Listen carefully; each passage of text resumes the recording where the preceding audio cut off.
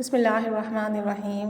الصلاۃ والسلام علیک یا سیدی یا رسول اللہ وعلی علیک و اصحابک یا نور اللہ اللہم صلی علی محمد وعلی محمد۔ اللہ تعالیٰ سب پر رحمت کرم فضل کی نگاہ فرمائے، سب کی مشکلات حل فرمائے۔ کوئی ایک ذکر اپنی زندگی میں بہت اچھے سے شامل کریں اخلاص کے ساتھ۔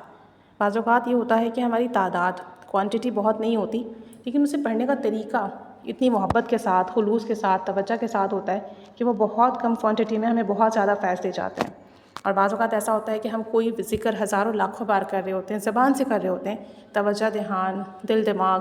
آپ کا اخلاص نہیں ہوتا، تو اس لاکھوں کی تعداد کا بھی ہمیں وہ فیض نہیں ملتا جو اکثر ہم ویڈیوز میں سنتے ہیں کہ کسی نے صرف 100 بار 200 بار پڑھا اور اس کا فوری کام ہو گیا، اور کسی نے لاکھوں بار پڑھا اس کو نہیں ہوا۔ تو بہت ضروری ہوتا ہے ہماری نیتیں، ہمارا اخلاص، ہماری پڑھنے کا طریقہ۔ اسی طرح سے ہمیں ایک بھائی بتاتے ہیں کہ درود ابراہیمی میں کوئی نہ کوئی خاص بات تو ضرور ہے۔ اب وہ کیا خاص بات ہے یہ تو میں نہیں جانتا، لیکن مجھے اتنا ضرور پتہ ہے کہ اس کے اندر کوئی ایسا فیض کا دریا موجود ہے کہ جو بھی اس درود شریف سے خلوص نیت سے جڑ جائے اس کے کام بنتے ہی بنتے ہیں، دعائیں قبول لازمی ہوتی ہیں۔ کہتے ہیں کہ کچھ عرصے پہلے میں ایسے محسوس کر رہا تھا کہ جیسے میں بالکل خالی ہو چکا ہوں، میرے پاس کچھ بھی نہیں ہے۔ میں جس چیز کے بارے میں سوچتا وہ مجھ سے دور ہو جاتی، جس کام کو کرنے کا سوچتا اس میں مشکلات آ جاتی۔ کہتے ہیں میں بہت حیران ہونے لگا، میرا ہر ارادہ منسوخ ہو جاتا۔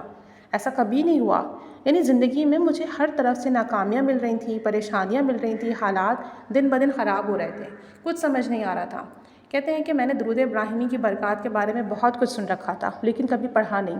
صرف اس لیے کہ طویل درود شریف ہے۔ کہتے ہیں کہ آئے دن میں اس کی ویڈیوز سنتا، آئے دن میں اس کی کمالات، برکات، معجزات سنتا اور دل متوجہ بھی ہوتا، لیکن پھر بھی میں اسے پڑھ نہیں پاتا۔ کہتے ہیں کہ میں بہت سست تھا اس معاملے میں، اور میں جو ذکر و اذکار اور اعمال ہے نا وہ بہت آسان سلیکٹ کرتا، یعنی کوئی بھی ذکر، کوئی بھی اعمال ایسا سلیکٹ کرتا جو بہت ایزی ہو، کم وقت میں پڑھا جائے، آسانی کے ساتھ پڑھ لوں، اس لیے میں درود ابراہیمی نہیں پڑھ رہا تھا۔ لیکن جب مجھے ہر طرف سے ناکامی ملی، ہر طرف سے پریشانی کا سامنا ہوا، میرا ہر کام بگڑنے لگا، تب مجھے لگا کہ مجھے اللہ سے رجوع کرنا چاہیے، اور درود ابراہیمی میں نے پڑھنا شروع کیا۔ اب جب میں نے پڑھنا شروع کیا درود ابراہیمی تو میں نے دیکھا کہ میں بہت کثرت سے نہیں پڑھ پاتا، لیکن جس وقت پڑھتا نا درود ابراہیمی کے ایک ایک لفظ پر غور کر کے پڑھتا، ایک ایک حرف کو غور سے پڑھتا، کبھی درود ابراہیمی کو دیکھتا جاتا اور پڑھتا جاتا۔ اب جب میں بہت غور سے پڑھتا، توجہ سے پڑھتا تو بہت کم پڑھا جاتا۔ کہتے ہیں لیکن میں نے دیکھا کہ میرے معاملات پہلے سے بہتر ہونے لگیں، جو میری مشکلات تھیں وہ خود بخود آسان ہونے لگیں، اور جن نعمتوں کے لیے میں دن و رات سوچ رہا تھا، کوشش کر رہا تھا، غیر متوقع طور پر ان ایکسپیکٹڈلی وہ خود بخود مجھے ملنے لگی۔ میں نے ایک اور بات بھی نوٹ کی، وہ یہ کہ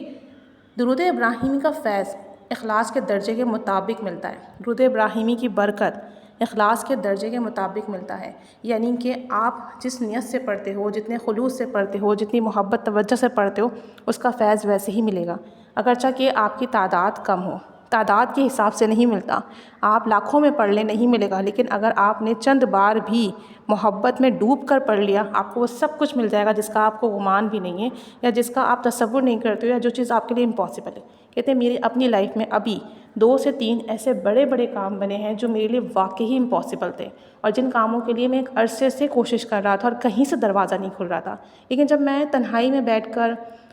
خوشبو لگا کر درود ابراہیم میں محو ہو کر درود شریف پڑھتا رہتا ہوں، ہلکی ہلکی آواز میں پڑھتا رہتا ہوں، سنتا رہتا ہوں اپنی ہی آواز کو، کہنے لگے کہ ایسے ایسے میرے کام بنے کہ میں لفظوں میں بیان ہی نہیں کر سکتا۔ بے شک درود ابراہیمی سے معجزات ہوتے ہیں، بے شک درود ابراہیمی پڑھنے والا کبھی بھی خالی اور محروم نہیں رہتا، بے شک درود ابراہیمی کے اندر کوئی ایسی خاص بات ضرور ہے کہ جس نے اسے پا لیا اس نے سب کچھ پا لیا۔